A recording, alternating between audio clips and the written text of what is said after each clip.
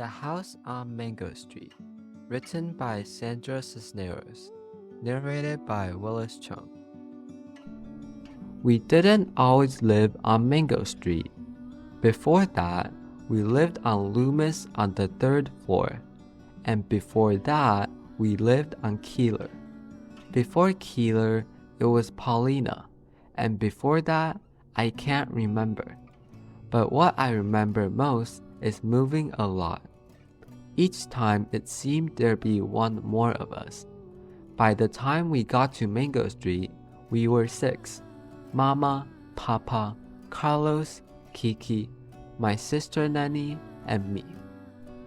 The house on Mango Street is ours, and we don't have to pay rent to anybody, or share the yard with the people downstairs, or be careful not to make too much noise, and there isn't a landlord banging on the ceiling with a broom.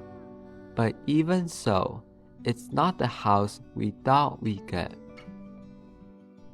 We had to leave the flat on Loomis quick. The water pipes broke and the landlord wouldn't fix them because the house was too old. We had to leave fast.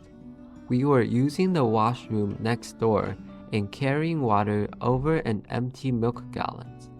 That's why Mama and Papa looked for a house, and that's why we moved into the house on Mango Street, far away, on the other side of town.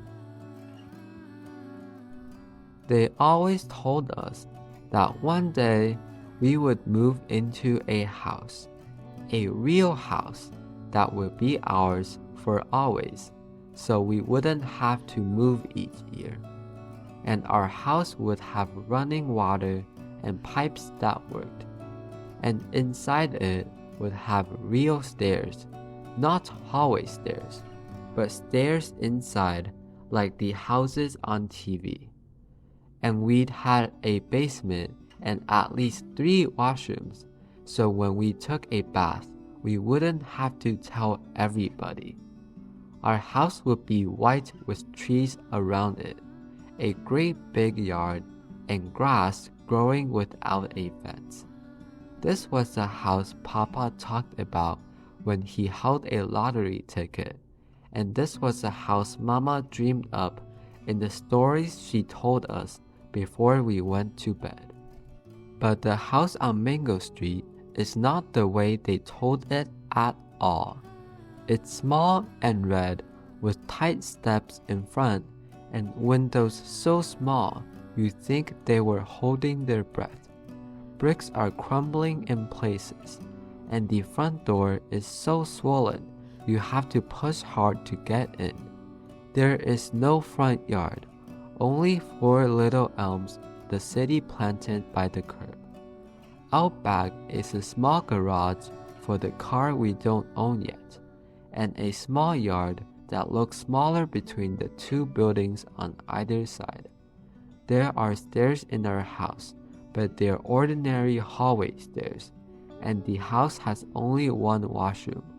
Everybody has to share a bedroom. Mama and Papa, Carlos and Kiki, me and Nanny. Once when we were living on Loomis, a nun from my school passed by and saw me playing out front. The laundromat downstairs has been boarded up because it has been robbed 2 days before, and the owner had painted on the wood, "Yes, we are open," so as not to lose business. "Where do you live?" she asked. "There," I said, pointing up to the 3rd floor. "You live there?" "There." I had to look where she pointed. The 3rd floor, the paint peeling, wooden bars Papa had nailed on the windows so we wouldn't fall out. "You live there?" The way she said it made me feel like nothing. "There. I lived there." I nodded. I knew then I had to have a house, a real house, one I could point to. But this isn't it. The house on Mango Street isn't it. For the time being, Mama says. Temporary, said Papa. But I know how those things go.